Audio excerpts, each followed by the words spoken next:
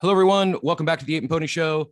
We've got another action-packed show today and a very special guest coming all the way from South Africa to join us today. Giselle Barbosa is a founder and psychologist. She's a certified psychologist, a co-founder of Vivify U Health and Performance Center. She's a competitive athlete and host of Pushing the Limits podcast. This project that she's introducing to the NFT market, it's a personal passion of mine, as I think it is. I don't want to say overdue. We're still pretty early in this space, especially in this where we find ourselves here in 2021. But we were talking pre-show, and I think the timing is perfect and very much so needed. A project focused on wellness and health, and that is DINOMONKS. That's going to drop here very soon. We'll definitely get into the project. We'll touch a little bit on that, but I really want to spend more time today getting to know Giselle, introducing her to those of you, and just talk about this very important topic that is mental health. And so I hope you enjoyed the show. Without further ado, Giselle, welcome, and thanks so much for joining us. Yeah, thank you so much for having me. It's quite weird because I'm always so used to asking people the questions and introducing them. So I kind of feel like the roles have turned, and I kind of prefer being on the other side. But thank you so much for having me on the show. And I'm really excited, to talk all things mental health and to talk about DINOMONKS and just to kind of share, our goal and our vision and, what we're trying to do and how we're trying to help people. Like you were saying, mental health is so important through any time, but especially now, during the pandemic and the lockdowns and working from home. And, it's just something that always kind of has a place in our lives. And I think, especially through DINOMONKS, what we're trying to really focus on is speaking about it more. By speaking about it more, it really takes away a lot of the stigma. And, through that, make it more of a norm. Everyone kind of deals with it at some stage and in some form or another. And so having the opportunity to come here and speak about it is really, really important and really good for, mental health. And so, yeah, I'm really excited. Thanks for having me. No, my pleasure. And if you ever need an ape on or looking for a guest on Pushing the Limits, I've never flew. We haven't flipped the tables with. I think VP is the first ape to host a podcast. I don't know if we've had a pure ape. Actually, we have, because we had one on this show as a guest. But no, I kid. It will be the next podcast I listen to. I'm a big consumer. It's what prompted this show, and looking forward to checking out Pushing the Limits. Do you mind if we before we dive into DINOMONKS and talk about this space, you mind just telling our listeners a little more about yourself, your background, the Giselle highlight reel? I'm personally curious to know a little more about Vivify U Health and Performance Center. And I see you're a competitive athlete, so I'm curious what you do on the what your athletic background looks like. Yeah.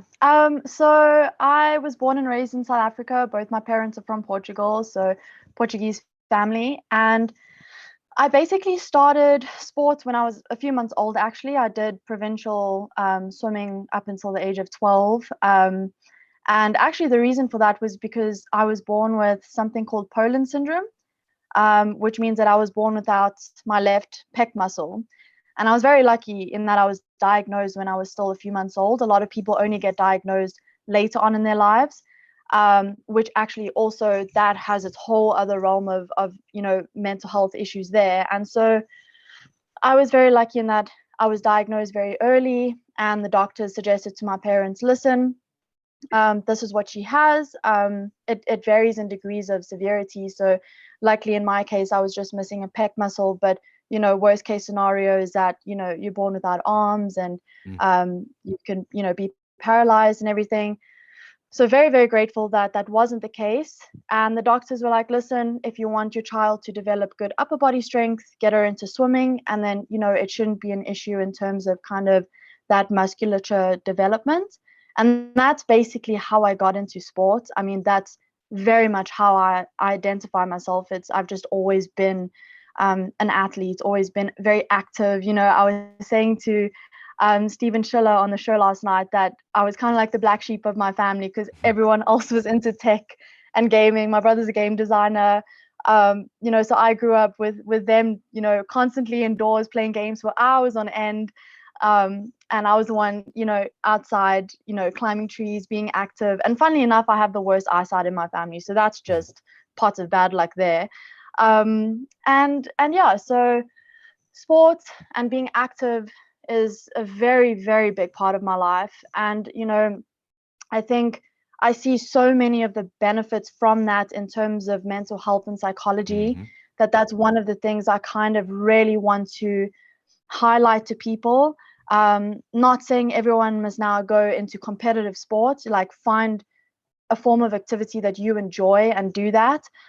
Eat good food, 80-20 kind of rule, like just living that healthy lifestyle. Like I've seen how it's benefited my mental health, me as a person, my confidence, etc. And through Vivify and everything, that's also what we're trying to give to other people. But I'll get there. I've never actually given a highlight reel of myself, so trying to stay linear. And yeah, so I did swimming, netball, tennis, into a lot of sports. And then varsity, actually, I wanted to pursue netball further. And then I actually found CrossFit, and it challenged me a little bit more in a different way. And that's what I've kind of been, pursuing since. So I've been competing at like regional competitions. I have a competition later this year in Italy and Egypt. So, also internationally, which has really been exciting and amazing. And again, like a space where mental health is also very much highlighted through, physical health. In terms of psychology, I've always really loved people. Like I love people. I love understanding people. I love, figuring out why people think in a certain way. And I know this sounds like so cliche, but I love the power of the mind, from experience from myself and what I've seen with other people. It's just so amazing how if you just develop a specific mindset, it can really get you through so many hurdles and challenges through life. And it can really help you deal with things that are outside of your control. And I think the reason I love it so much is that because I find that it can really empower people, and not make people a victim to circumstance, because we don't have control over everything in life. That's just how it is. And yeah, I saw my first psychologist when I was about 10 years old. I got this random fear of people and going out.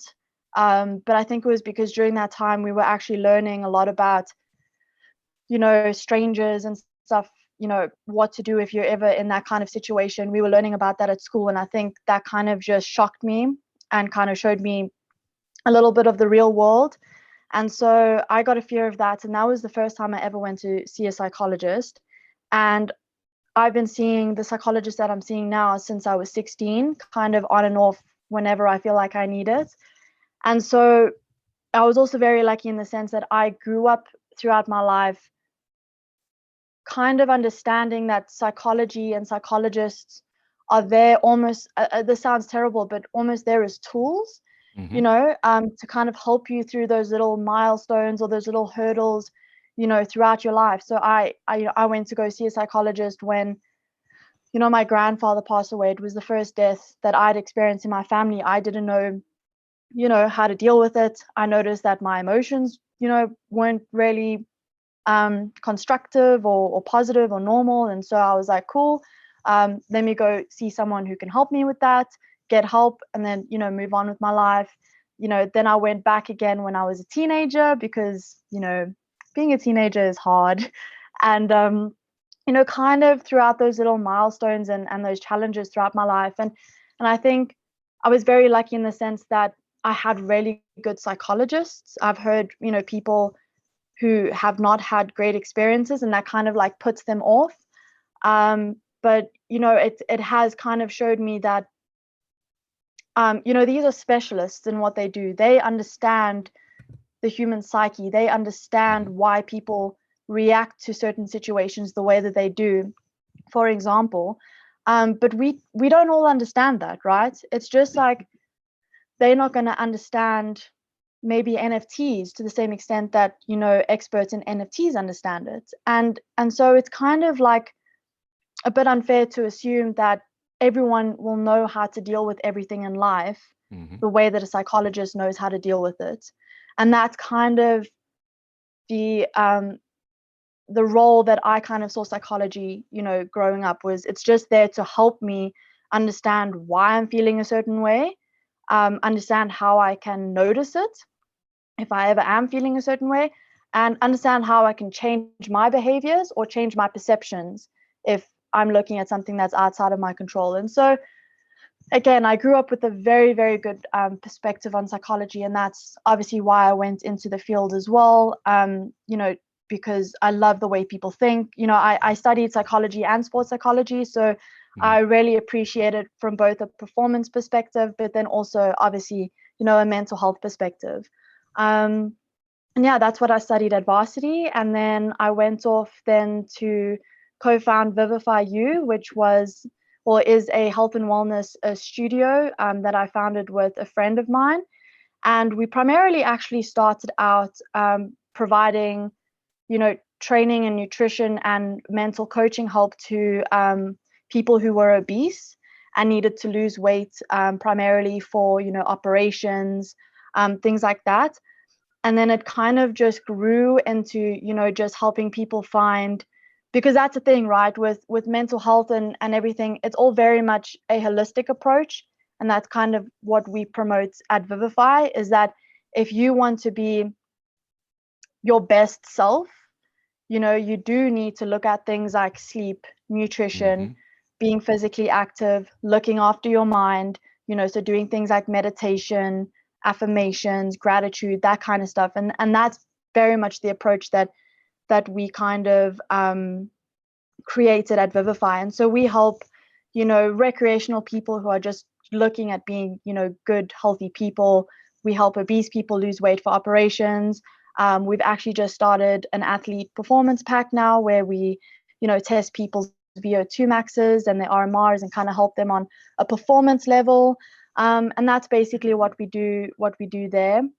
And yeah, that, honestly also filters into my podcast, Pushing the Limits. Again, it's weird how everything that I'm interested in kind of all like amalgamates into one holistic thing. And that's why I started the podcast as well, was to just speak to successful people, regardless of what they did, athletes, entrepreneurs, scientists, artists, and kind of just identify the habits and the mindsets that they had to get to where they are, and kind of draw a correlation between those, and to show people that it doesn't matter whether you want to be successful in sport or art or business or, whatever, the kind of general mindset stays the same between those different domains. And yeah, I guess that's a little bit of what I do. As you can see, I like to talk a lot and I like to think a lot. That was very helpful. No, very, So very, yeah. very impressive background. And I'm, as I took a lot of notes, so I've got a lot to unpack. I'm going to maybe rapid fire some questions at you. I promise we will get to DINOMONKS for listeners tuning in. We will touch on DINOMONKS at some point. Really excited about the project, but I'm more excited about what you've already done and what you're bringing to this space. You touched on, I was going to ask about sports psychology, and Giselle, I don't think I realized it at the time. Now, I'm not nearly as talented of an athlete as yourself, or didn't compete at the university level or college level. But as I reflect back on childhood or high school, and I played sports from the time I can remember through high school, and I, without a doubt, especially some of those close-knit teams, and I look back and like my high school football coach, for example, he was my I certainly didn't realize at the time, but he was my first mental health advisor. He would probably would put me in a headlock if I referred to him if I said he was my psychologist. But I didn't realize the impact that athletics and sports, especially team sports, were having on or could have on mental health and just a mindset. You hit on a lot of things there. I do want to go back to meditation later, because that's something I continue to struggle with. But what do you feel I mean, is there anything there specifically in terms of athletics that has helped you understand how to approach psychology, whether for yourself or others you're helping? I mean, so much, like I said earlier, like I identify myself like as an athlete, and I don't think I would be the person I am today if I didn't go through that, especially through such formative years. And the reason I say that is because, like you were saying, it teaches you so many important fundamental things, that I'm sure you could learn from other things, yes, but like you were saying with the community, like team sports, there's nothing like being in a team sports setting. You learn how to communicate with people, you learn how to win as a team, you learn how to lose as a team, you learn how to be a team player. So that that's definitely something that's really important. But I would say, from what I can see with me, is very much the things of learning about discipline, learning about routine, learning about visualization, understanding if I want something, these are the kind of steps that I have to take to get there. Learning to have the big picture there in the back of your mind, but focus on kind of like the process, the little steps that you're doing in the here and now, which goes back to things like mindfulness, which is, what meditation tries to teach. Little things like that, focusing on what I'm doing now. So I have the big picture there, but I can't get there if I'm not doing this thing as well as I can. And I would also, definitely say things like comparison. Obviously in sports, that's the whole point of sports and being competitive, right? Is that you are technically always comparing yourself to someone else, because, there's only one winner, kind of thing. But through that whole process, and through all of that mental work, you really start to develop tools and techniques where you learn to not really compare yourself to others. You learn to focus on yourself, to stay in your lane, focus on what you're doing. If this person got, this achievement, who cares? Like, you got this achievement, which was better than what you got previously. Or, you're doing this and you're moving a lot better than what how you moved previously. Or you're doing this and you feel happier than how you felt previously. And so I think, even though, sports and stuff like that is in essence competitive, it really does, it's very interesting, because I was actually saying to Trav the other day, my boyfriend, it's so strange actually being in this whole DINOMONK realm, as well as being an athlete, because being an athlete, you do have to kind of be selfish in a way. You're always thinking about what you're eating. You need, the amount of sleep that you needs to be consistent. Like, it can be a very selfish environment, whereas DINOMONKS is the complete opposite, which has been amazing. But even so, it teaches you to look after yourself. It teaches you to focus on yourself, not to focus on what anyone else is doing, and kind of those life lessons that can be applied to anything. So if you then go into corporate, or to especially a thing like art, you can't compare your art to someone else's, because art is basically, like Ja Rule was saying, it's in the eye of the beholder. It's so objective. Everyone will see it differently, and kind of those things. So I would say, from a mental health perspective, the things that just partaking in sports has really helped with is things like routine, discipline, consistency, knowing that you're not going to be motivated every single day, but you in that routine, you in that kind of consistency. So let's just keep going, looking after your mental health, understanding when to kind of, because that's the thing with sports and everything, and being just active as an individual, you become so attuned to yourself, like your body physically, but also your mind mentally, that you then start to understand, oh, okay, I'm not feeling great today. Okay, why? You really start to become attuned to who you are, and kind of picking up on those frequencies, a lot more. So yeah, I would say so many things that you can learn from it. Mm-hmm. Yeah, I was very fortunate. Shout out to Coach Barnett, but very fortunate to have some incredible coaches. One in particular that I mentioned, and I would, later in my life come to be, to know that he was instilling success principles and a lot of the things you just mentioned there that maybe not 100%, but nearly everyone I interview on this show and or successful people I know in my personal life, they believe in these things, they share in these things, and how important they are. Maybe flip it on the other side, Giselle. Do you see what? And I know maybe everyone listening is not an athlete, but do you see any commonality or maybe a higher propensity for mental health challenges with athletes? You talked about the competitive nature, and I that's one thing I never, even though I didn't continue. I hung up the cleats after high school. Whether I'm playing daily fantasy sports or Monopoly with my kids, it's I'm playing to win. And I don't know. Do you think that competitive wiring, does it lead to, is there a downside of it? I guess, does it lead to is it more of a propensity for addictive personality traits, or maybe the lack of sleep, or maybe I'm reaching here, but have you seen any, in your experience, have you seen any of those maybe negative correlations? 100%. I'm not going to talk for anyone else because I think everyone has their own kind of experience.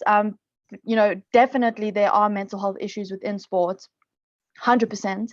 And funnily enough, one of the biggest mental health issues in sport, primarily amongst women, is body image issues. Where people are like, why? You have this athletic body that people would die for, but it's one of the most prevalent issues, especially in sports like gymnastics, CrossFit. There's a huge kind of movement where especially females are trying to kind of normalize having muscles and having different kind of body shapes and everything. So body image issues, I would definitely say, does play a part in sport. But you touched on something there that was very interesting, the whole kind of addiction kind of side of it. And I can definitely say from my experience that that's 100% true. I've never really dealt with any mental health issues throughout my life, except for one, which is anxiety. I've never been diagnosed with anxiety, but I do tend to have anxiety throughout my life, and it is especially around routines. So it's actually quite interesting because I went to go see my psychologist last year for it. I thought I was having an existential crisis during lockdown, but it turns out it was just I was placing so much of my own self-worth and so much of my achievements on almost like a timeline, because also with athletes, you can't be an athlete for your whole life. So we only have like a certain window to kind of achieve what we want to achieve. And so I was finding myself in a place where I was kind of putting my importance on that kind of timeline. And, a lot of anxiety came from that. And a lot of anxiety came from me not being able to be, flexible with my routine. So I'm a very, very, very routine orientated person. But it's actually, it got to a point where it actually wasn't good, because I would move out of my routine slightly, life would happen. And my routine would be shifted just so slightly, like say my training got pushed back an hour or whatever. And I would feel like, oh, damn, like I would start to get tense. I would start to kind of think about things obsessively. And I didn't really attribute that to anxiety, because I know how I feel when I'm anxious. And generally when I feel anxious, I feel kind of like a bit sick and lightheaded, and almost like, my heart is just like dropped into my stomach. And so that's why I was confused, and I went to go see my psychologist, because I didn't attribute those kind of feelings to anxiety. But it was very much like obsessive kind of thoughts, which could then also lead into, eating. You kind of, as athletes, you want to perform your best, and you want to do everything that you can in your control. to be your best, and that, you know, like you said, falls into sleeping and eating and everything. And so, you know, that kind of fell into the eating aspect as well. And you know, luckily I went to go, you know, see my psychologist and kind of work through that. And I think DINOMONKS has kind of pushed me out of my comfort zone with that, because I've had to really learn how to be flexible in, you know, launching this project, and obviously still, you know, prepping for my competitions. And that's kind of really forced me, you know, out of my comfort zone, and forced me to change up my routine from a day-to-day standings, because I'm that kind of person where I'll sit on a Sunday night and I'll write out my whole week. And if something changes, I don't like it. But you know, these past, you know, 3 weeks, this past month, I've kind of taken it day by day, and I've actually, you know, dealt with it surprisingly well. Like, I haven't felt, you know, as anxious as I usually do and everything. And so, yeah, I definitely agree with what you're saying there. That kind of almost like drilling that mindset of like routine, discipline, you know, even when you don't feel great, you got to get up and you got to work. And it can be taken to the extreme. And that's why I think it's so important that you just kind of take a step back. And again, this falls into play with mindfulness and everything. Like, just listen to your body. Like, you know, when you need to go to training, you know, when you need to take a, you know, a step back and rest. Just by being in the present, it can take away so much of that anxiety. But yeah, I hope that answers your question. But yeah, absolutely. People, yeah, especially athletes, I mean, you're there, you're being compared to people, you're on a stage, you know, it can definitely, you know, affect mental health if it's not looked after. Certainly. Definitely. That competitiveness leads to, I would, at least in some, leads to, you know, strive for perfection, or perfectionist, or, Yeah.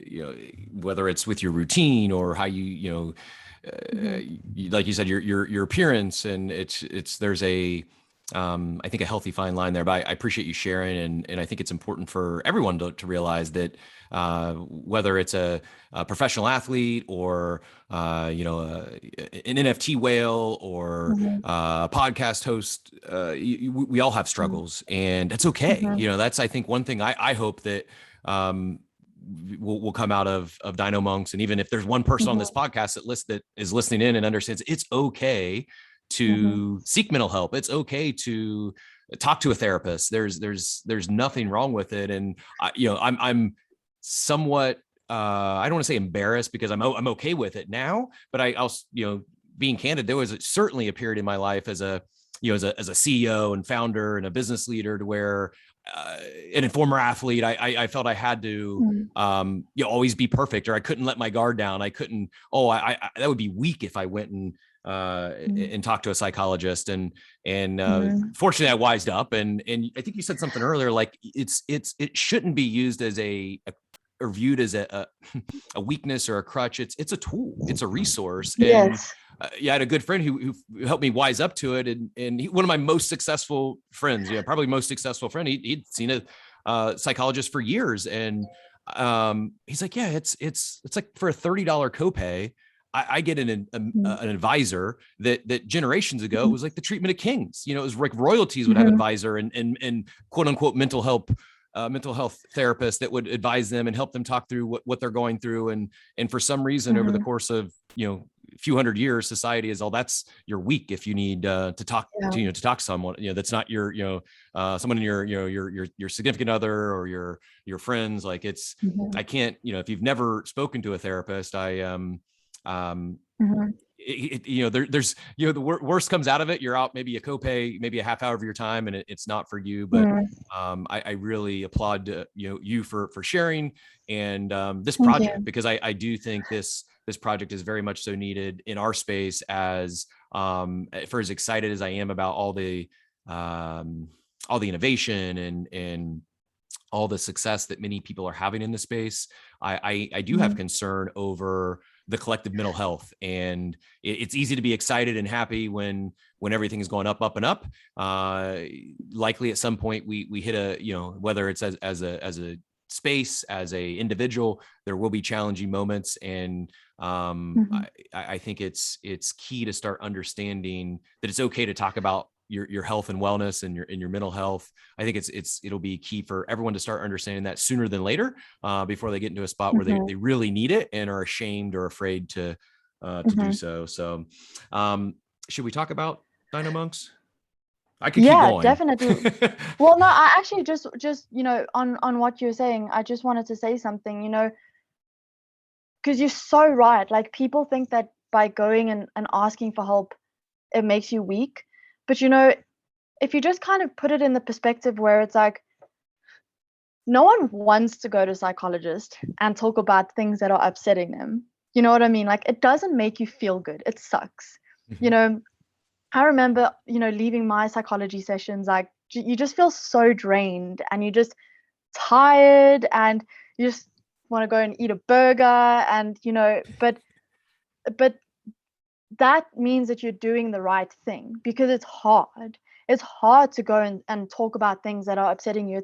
It's hard to go and talk about things that you're insecure about, or, things that you don't feel good about, or things that you've pushed down for so long that it's actually, you don't even know what's upsetting you anymore, why you're behaving, in a certain way, like to speak about things that are traumatic and everything. Like, it's not easy. And so for people actually going to speak to psychologists, therapists, even just friends and family, it's actually the strongest thing that you can do, because it is, and this is obviously not, this is just a generalized thing, but it is easier to kind of keep that to yourself and not kind of face those things. And so I just wanted to kind of put that out there, that that's why we kind of want to talk about this so much through DINOMONKS. And we have a channel on our Discord called Share Your Story, where we've invited people to come and actually share parts of their story, something that they've been through, or something that some of the challenges that they've been through, how they've come out of that, etc., etc., and to kind of just speak about it so much more, and to show people that, oh, I went through the same thing, or I went through something similar. Like, I thought I was the only one, but I'm not. And to show people that we're all connected in that way. Like, no one is perfect. No one goes through life never having challenges, never having insecurities, never having feelings of, being down or hopeless or, whatever. We are all so much more similar than we think. And I think, like you were saying, like, the more we kind of just speak to each other about that, the more we can get rid of that stigma and just start helping each other, and start showing each other that, hey, like, we're not actually all that different. Like, you might be going through something, but we're all going through stuff, and we're here to help. No one's kind of looking down on you and going, oh, shame, poor guy. And so, I just wanted to say that that's something that I believe in greatly. Like, if you want to go and seek mental health, if you just want to go and speak about your problems to your friends and family, that is, for me, the most courageous thing that you could do, because it's hard and it's not easy, and it's the best thing that you can do for your mental health. And you're absolutely right. There are so many others that are going through maybe not the exact same challenges or the same struggles, but you're definitely not alone. And you mentioned sleep and the importance of sleep, and I made a decision probably 3.5 years ago to, well, let me rewind even further. I was, as a work hard, play hard, I was an entrepreneur, or this, quote unquote, sleep when I'm dead type of individual, and could just power through anything. And that can go for a while, but what took me too long to realize probably is that we're all human beings, and we only have one of these bodies, and this operating system is yes, that is possible. Anyone listening in, you could run 18, 20 hours a day for the next month or so, and I'm sure you could function. But what it took me a long time to realize was that I was not operating at my full potential. My operating system was probably, if I was lucky, 70 to 80% any day, and I was still functioning, but I wasn't functioning at my best. And once I started making changes, getting better sleep and get more balance in life, and focusing more on balance in my mental health, I wasn't working as much, but I was far more productive and efficient. And one of those things was really sleep. I really would struggle with sleep, or I would wake up in the middle of the night and I couldn't fall back asleep. I'd really struggled to turn my brain off. And so I had fooled myself into or I bought into the farce of like a nightcap, right? And it's like, oh, a few year run there, I was, stressful, building a business and couldn't fall asleep. So I'd have a drink or two to get to sleep, and not realizing the compounding impact that was having on not just my physical body, but also my mental health. And it just didn't cause it wasn't like I was going out and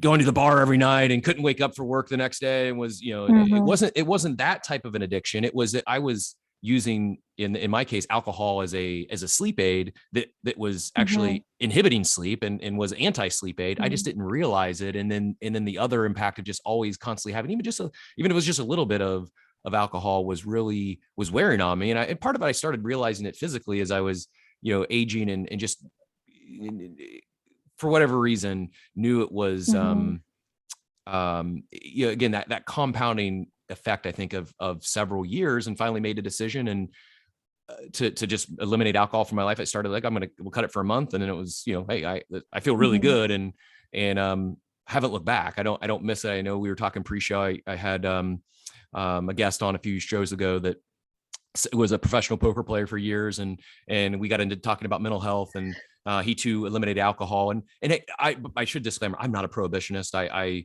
So please don't take it that way. I still enjoy going out to bars with my friends and having a great time. Just for me, I recognize that it wasn't, it was something that was in fact affecting me physically and mentally. And I had created that bad habit for myself, where I convinced myself, oh, I need a nightcap or two just so I can get a good night's sleep, not realizing that when that alcohol would metabolize, I'd wake up in the middle of the night and then not fall back asleep. And that was really aiding to it. So I know I went on a rant there, but I mentioned this is really a topic I'm really passionate about. And I think that the one thing that when I did that, I shared my story, I shared my journey, and there's not ever been one blog post or tweet or post on Facebook in my entire life, or at least since social media has been around, that I not only did get as much of engagement or comments and people asking, but to this, like, years later, random strangers will reach out and message me about maybe going through a similar struggle in their life. And that was a long way of saying what I wanted to get to is, here I am in my head thinking like, oh man, I'm weak. I'm struggling with sleep, and I'm using this alcohol as a crutch to fall asleep. And then I'm going to take a break. I quit for a few weeks. And I'm like, it didn't click for me. And then once I finally did it and shared my story, it's been, it's probably one of the things I'm most proud of in my life. Certainly personally for my own health and well-being, but the amount of other individuals, many friends, colleagues, individuals that I look up as extremely successful entrepreneurs or CEOs that have reached out to me and thanked me for sharing, because they too were going through similar struggles, and just everyone's afraid to talk about it. Everyone's afraid that, like, oh, I'm weak if I'm struggling with something. And I want to really stress that if you are listening and having any struggles, you're definitely not alone. And also I hope that speaks to where I think there is real power in this project, and applaud you for being a leader in bringing this to the NFT space. Thank you. And it's I'm so happy you brought up the topic of sleep. Well, firstly, thank you for sharing your story. I really, really appreciate it, and I'm happy for where you are now, and that you managed to kind of change those habits into good habits. That's really awesome. And I was actually chatting to Stephen Chill about this last night, especially in kind of like the tech world, the entrepreneurial world, corporate world. It is very much that kind of vibe of sleep when you're dead. Like, I can function off 4 hours of sleep, that's fine, I don't need anything more. And there's this really amazing book called Why We Sleep by Matthew Walker, I think that's the author's name. And if you have the chance to read that book, I would highly recommend it, because in that book he talks about, obviously, the importance of sleep, and how it helps us, like you were saying, thrive. You don't just want to kind of live as a human, you want to thrive as a human, and you want to thrive every single day at your maximum highest potential. And he was talking about things like alcohol and sleeping tablets, and how when you take those things to help you sleep, you're not actually getting sleep. You're not hitting all of your stages of REM sleep. So you might feel like you're sleeping because you're not, conscious, but your body actually hasn't gone into a state of sleep. And that's why oftentimes also things like sleeping tablets are not great, because it's not giving you the sleep that you need as a human. And so many amazing things happen, while you're sleeping. It's restoring your body, it's helping your brain grow, helping you restore memories, information, and obviously sleep has a huge correlation to mental health illnesses like depression and anxiety. I know for one, if I don't get good sleep, I'll 100% feel anxious the next day. And this is also kind of the stuff that we want to implement and talk through DINOMONKS is clients that we've helped through Vivify get off sleeping tablets purely just by doing things like meditation. I know you mentioned that you struggle to sleep because your mind was busy. So journaling before bed, taking all of those thoughts out of your head, putting them on a piece of paper. It's there. It's not going to disappear. It'll be there for you in the morning, but now your brain is empty. You can go to sleep now. Breathing techniques, exercise, things like that we've implemented and helped our clients with at Vivify, and we've managed to wean them off sleeping tablets. Obviously we have professional doctors on board who have kind of helped us through that process, and that's kind of the stuff that we're looking at working through our DINOMONK community with, is having workshops, having these buckets of information where we can help people with things like that through holistic, healthy, natural, organic processes. So if you're struggling with sleep, these are the ways that you can fix that. You don't need to go and find any external things that you need to take. Have you tried meditating? Have you tried journaling? Have you figured out why you can't sleep, why your mind is always busy? Have you tried breathing techniques? Things like that. And I think it's so important and so useful, and I'm really excited to kind of get those workshops out and see how it'll help everyone. And then just also on the topic, sorry, I know I talk a lot, but I love this stuff so much, and it's so interesting. And on the topic of sharing things with people, throughout high school, like, I kind of gave myself the image that I was always this happy, bubbly person. I never had issues. I'll help other people with the issues, but I never have issues. I'm always happy, always bubbly. And that was kind of the image that I kind of created for myself through high school. And in a way, it's not, false. Like, I am like a generally positive person and stuff, but I am a person. I'm also a very highly emotional person. So my emotions are very, very intense. And so I wasn't able to kind of express that very much growing up. And it was actually when Trav and I started dating. We started dating when I was 16. He was the first person ever out of any of my friends or anything that noticed that and was like, gee, like, this isn't real. Like, this isn't who you are as a whole person. Like, if you're feeling upset about something, or if you're feeling sad about something, go and share it with your friends. And I'll be like, no, Trav, like, I don't want to do that. Like, I don't want to make my problems their problems. Like, they already have problems. I don't want to kind of add to that cauldron of, problems. Easier to And internalize. it's easier to internalize. I was a master at internalizing, and it is not the best thing to do. And I'll never, ever, ever forget. He said to me, he was like, because I also felt like I struggled really to break that boundary of really like forming deep, deep connections with people. So I was friends with a lot of people, but Trav was really only the first person that I really like had that deep connection with, and it was because I was myself with him, good and bad and the ugly. And he said to me, he was like, gee, how do you expect people to open themselves up to you if you are always giving them this pretense that you are perfect, that you have no issues in your life? They're not going to want to open up to you, because it's almost like intimidating. It's it's you highlighting things that they don't have in their lives, and it's not true. like I obviously wasn't perfect. Like I had a lot of struggles, throughout that time in my life.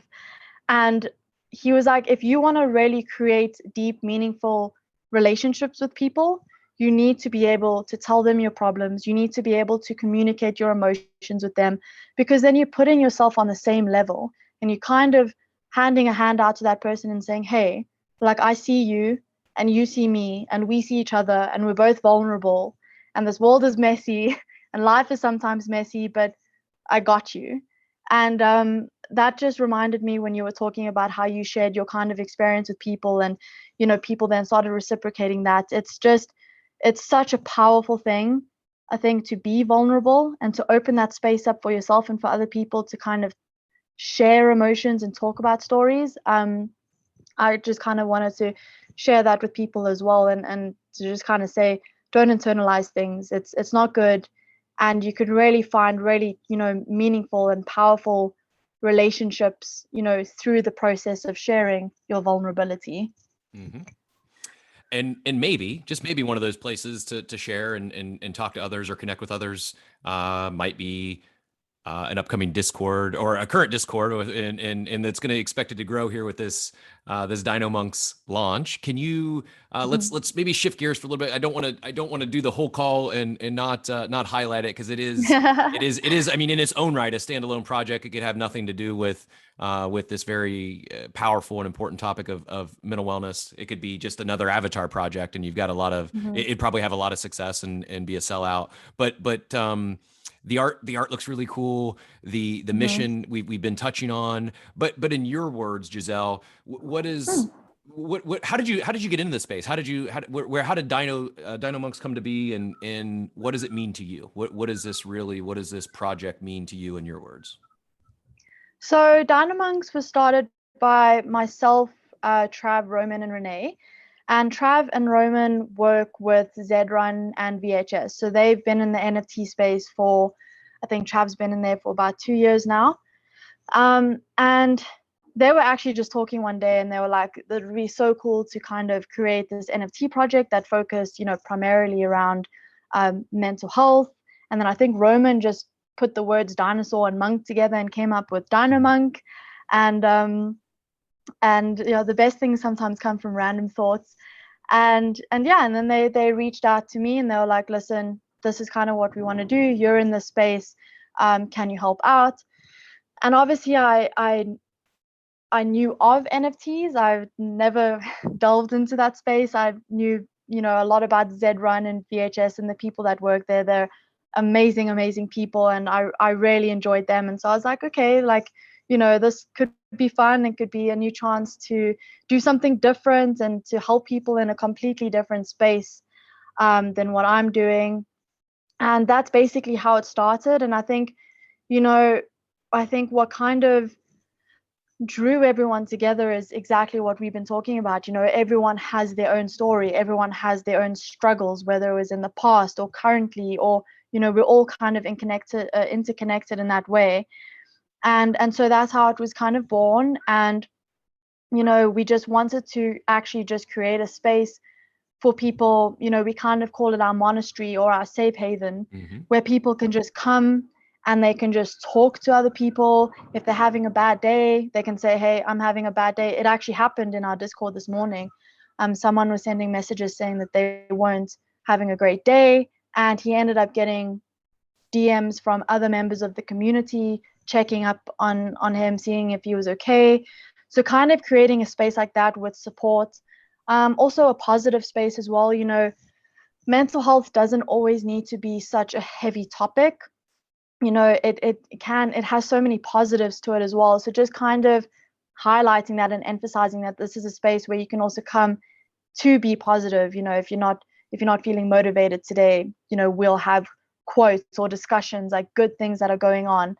And so, I think that's kind of the kind of route we're taking with it, providing things like workshops, meditation sessions, which, we have one today with our meditation expert. She's helping people, go through meditations that can help ground them, that can help do all of those things like visualization, like we were talking about, earlier, that we learn in sport, but not everyone might have learned those kind of tools or Mm-hmm. techniques, or people maybe want to use it in a different way, and just educate people, talk about what's happening, and I think the reason why it's so important to us is because we've all kind of experienced hardship in one way or another, and we don't want anyone else to feel like they're alone.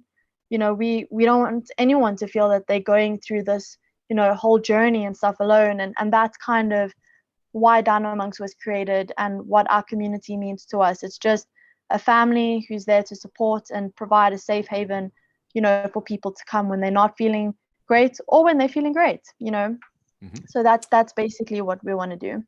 Awesome. Well, I'm looking forward to it. And for some of the specifics, we'll be sure to link the site, their Twitter, and other important information in the show notes. The drop is planned for tomorrow at, I believe, around 6 p.m. Eastern time. Does that sound right? It's Yes. 1 hours and so it'll there is a countdown on the site. DINOMONKS.com, DINOMONKS.com, and there'll be 10,000 DINOMONKS for sale. Mint price will be 0.08. What will be dropping is 9,980 Raptors, 15 unique Tyrannosaurus Rex, and then 4 elemental monks, which will be auctioned off for charity and to the artist. And then one of those DINOMONKS will be given away to the community. So some of the specifics there, again, check out the website for additional details. Discord link is in there as well. And you mentioned the monastery. In addition to the Discord, there are plans for somewhat of a mental wellness retreat in the metaverse. Is that right? Yeah, so kind of what we wanted to do with DINOMONKS is not just be charity based. We also wanted to kind of take a proactive approach and create utility in what we're doing. And so that's where all the monasteries kind of come into play, where we'll host things like the workshops, the meditations, direct people to specialists. So that's all in the roadmap. If people have any questions, they can just check it on the website or on Discord. It's all in the roadmap, and yeah, we're very excited. Likewise, and really impressive team. As you mentioned, a lot of experience already in the NFT space, and working with one of the blue chips out there, one of the leaders. Your background speaks for itself. And then I see you have Renee, another co-founder, CTO, with a lot of experience in software and as a software engineer working with big data. Really think this is, I mentioned earlier, a need. Whether some who might need it most don't quite, down the road might not quite realize it yet. But I think the timing is right on point, and we'll be looking forward to minting some DINOMONKS tomorrow. What anything else about, you mentioned charity? I know, I believe anyways, the first after sellout, you're going to be a contribution made to that'll be the community will be voting on that, or community's choice. Any other highlights about the project itself that I missed or failed to ask that you wanted to be sure to share with the listeners? Yeah, so basically just touching on kind of the charities and the utility. So every month we'll be donating to a charity. They'll change based on how people choose the charities, but also like we were saying, like we want to be very proactive in creating utility. So actually providing people with mental health professionals like therapists, group therapy, group therapy sessions, guided meditations, and everything. So it will have an element of both of that. So we're not just donating to charity. Our main goal is actually to just provide utility, so people can come to us. If they have any issues, we can either help them ourselves, or we can point them in a direction where they can seek the help that they need. So just to kind of polish on that in case people were a little bit unsure of what our plans are. It's great. I have one more question for you. Yes. We've talked a lot about routine. We've talked a lot about the importance of sleep. Can I ask what's your sleep routine like, Giselle? I assume it's somewhat structured at least. And any tips or life hacks as it relates to sleep? Yes, definitely. So it's quite funny, these past 4 weeks with DINOMONKS, I feel like I haven't gotten as much sleep as I usually do, which Welcome I to haven't. NFTs. Yes, but in saying that, I think the least amount of sleep I've gotten is probably 7.5 hours a night, which is still like good. So I generally aim for 8 to 10 hours of sleep. Again, I train 2 days, two sessions a day, 6 days a week kind of thing. So that's a bit excessive. You don't need 10 hours of sleep. You can also sleep too much, which is, just as bad. But my kind of sleep hygiene, as they call it, would be to try and go to bed the same time every night and try and wake up the same time every morning. So I try, okay, obviously not this past month, but before this past month, like be in bed 8 o'clock, and then kind of wake up around 6 or 7, depending on how my day looks. I know people generally say don't use, phones or anything, before bed because of the blue light, and it's very true. I try and put my phone away. I'm not perfect at it, but I try and not use my phone in bed. But I also can't just fall asleep without having something on in the background. The perks of growing up with a brother who gamed, I wanted to spend time with him, and so I grew accustomed to falling asleep while he was playing very loud shooting games in the background. And so my mind kind of needs that in the background, and so we put something to watch on the laptop, but we make sure that it's on night mode, so it doesn't have that blue light, which actually stimulates your brain and causes your brain to stay awake. That's how I fall asleep. I also love CBD. That really helps me a lot. And just things like journaling, making sure you don't eat a big meal just before bed. Try and eat an hour and a half before bed. And yeah, things. No, that's several great ones there. I am a fan recently, actually. So I'm a big believer in blue light and in the harmful effects that it can have, especially on children and developing eyes. But I won't get off on that soapbox. As far as it relates to sleep and having stuff on the background, I kind of similar. Will have like a TV on to fall asleep to. But previously I would throw my phone in do not disturb mode. Recently I just discovered there's actually, you can schedule that. And so my phone even if I forget, it just automatically goes into, do not disturb mode every, the set time I have every day. And I couldn't agree more. Having a, set yourself a bedtime, whether it's 8 or 9 or midnight, or 1 a.m. Try to develop some structure. If you think like, oh, I could never sleep 8 hours a night, start somewhere, right? Like start creating that habit for yourself where you are decompressing, you're shutting down and at least making an effort to get some consistent sleep, and don't underestimate that the consistent timeline, as Giselle mentioned. The same time as one of the things that I as I started like exploring sleep and researching or reading more on it was, like I may be pronouncing it wrong, but like symbiotic clock. Is that, am I saying it correctly? Like your circadian rhythm. Circadian rhythm. Sorry. Yeah. Yes. See, I told you I'm once again, I bring a host on the show that is far more educated, intelligent than myself. So thanks for maybe for our listeners who are, some are probably, already well aware, but can you kind of explain that and how that may impact, the importance of it plays in sleep and just, getting started off on the right foot every day?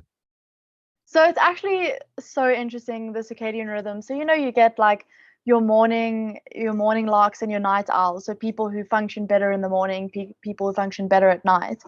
And, it kind of, again, like our society has kind of made a point of you need to wake up early, go to bed early. That's the healthy structure that you need to follow. But that's actually not the case, because everyone's circadian rhythm is different. It's finely attuned to them as a person. So for instance, I function very well in the morning. I would rather wake up at 6 in the morning and get all my stuff done as soon as possible than kind of do it in the evening. But in saying that, I'm terrible at night. Like I was always that person that fell asleep at sleepovers at like 9 o'clock. I can't stay up late at nights at all. Whereas someone like Trav is completely opposite. He likes to wake up later and stay up later. But in saying that, he's still getting his 8 hours of sleep a night. His times are just kind of shifted. Mm-hmm. And that's why it's so important to understand your circadian rhythm and to kind of adjust yourself to that.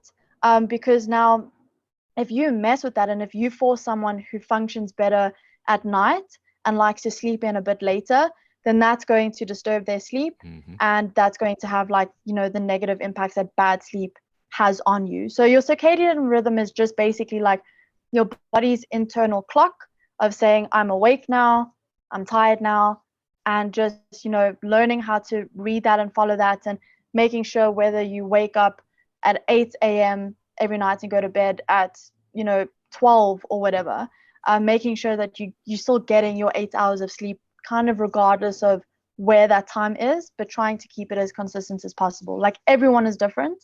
Mm-hmm. There's no kind of one approach fits all. So yeah, circadian rhythm is a good thing to understand. Yeah, I obviously am apparently still ignorant to it, but I was had never even heard of it until a couple of years ago. I got turned on to it by a book by Aubrey Marcus called Own the Day. I don't know if you're familiar or heard that one, Mhm.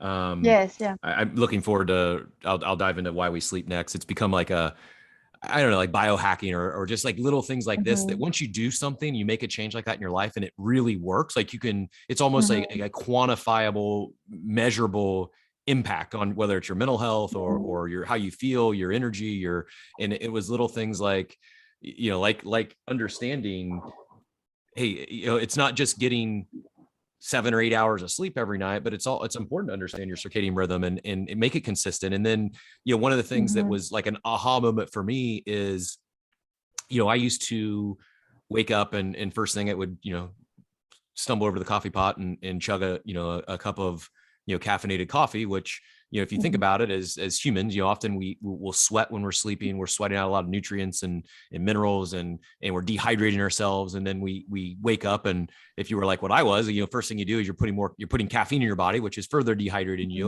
Mhm. and having a negative impact. Whereas, a small change was, in it, yes, I guess it's not necessarily sleep, but coming out of that sleep was understanding that circadian rhythm. And then when I got up, was instead of drinking coffee first thing, it was get moving, see some sunlight, Mhm. drink water. Yes. I had a little, water with lemon and some Himalayan, sea salt in it, just to get some of those Yeah. minerals back in my body, hydrate myself.